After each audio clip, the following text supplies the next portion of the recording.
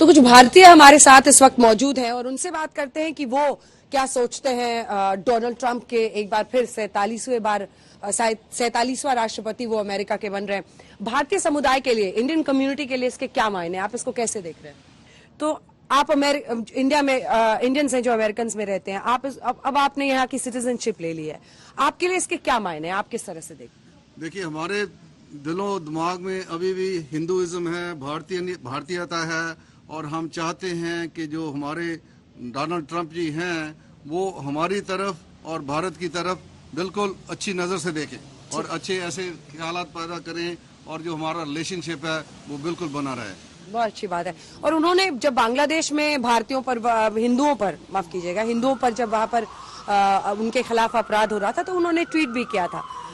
कितने आप लोग उत्साहित हैं? कई लोग ये कहते हैं कि वीजास को लेकर या कुछ मामलों में वो सख्त पॉलिसी अपना सकते हैं, ये आप लोग के मन में भी बात आती है? ये हमें बहुत खुशी होती है कि डॉक्टर जाफरा जी हमारे अमेरिकन फॉर हिंदूज के फाउंडर हैं, उनके साथ आज हम आपसे बात कर रहे हैं। बड़ी खुशी होती है कि सबसे बड़ा चैनल रंजना जी आप सब जानते हैं आपको, तो हमें भी आज बड़ी खुशी हुई आपसे मिलके।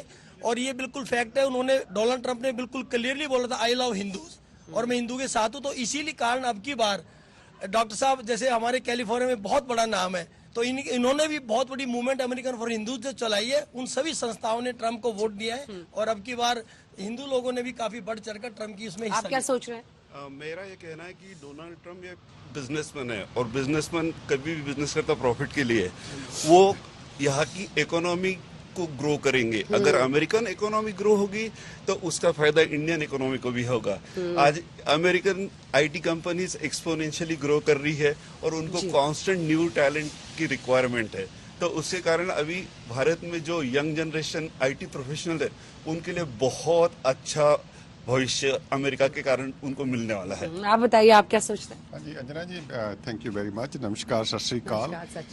हमारे लिए क्यों इम्पोर्टेंट है जो हम कैलिफोर्निया से क्यों आए हैं, क्योंकि स्पेशली जो सिख कम्युनिटी में कुछ खालिस्तानी रेडिकलाइज हैं, गुरपतवंत सिंह पन्नू है, उसका जो ग्रुप है जो सिखों को बदनाम कर रहे हैं।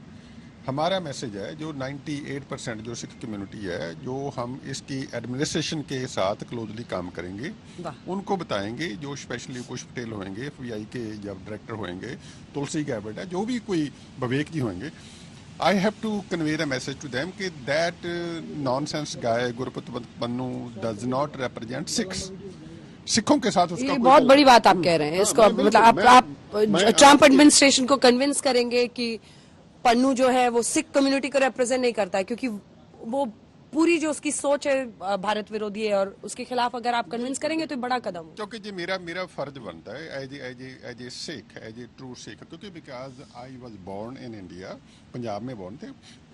हमारे लिए कितने साल से आ रहे हैं? मैं 30 साल से रह रहा हूँ। मैं 30 साल से IT प्रोफेशनल हूँ। गुरु नानक इंजीनियरिंग कॉलेज लुधियाना से पढ़ के इंजीनियरिंग करके आया, जहाँ स्टैनफोर्ड से पढ़ा हूँ।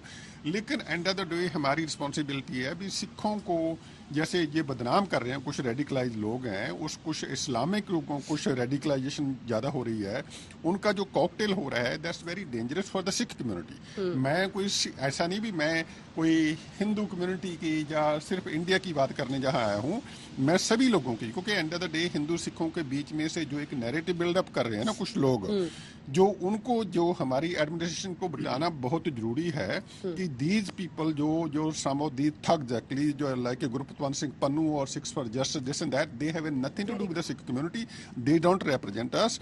व्यापार के क्षेत्र में नहीं बनते हैं, सामरिक तरीके से भी रिश्ते बनते हैं, एक नैरेटिव और प्रोपेगेंडा भी कई मुल्कों के बीच में कुछ लोग डालने की कोशिश करते हैं।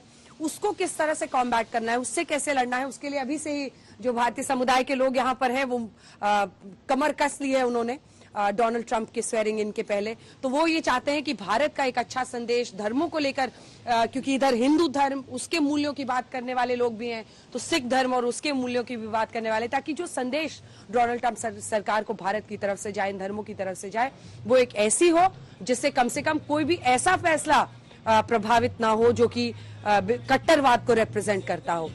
वॉशिंगटन DC से अंजना ओम कश्यप, आज तक के लिए।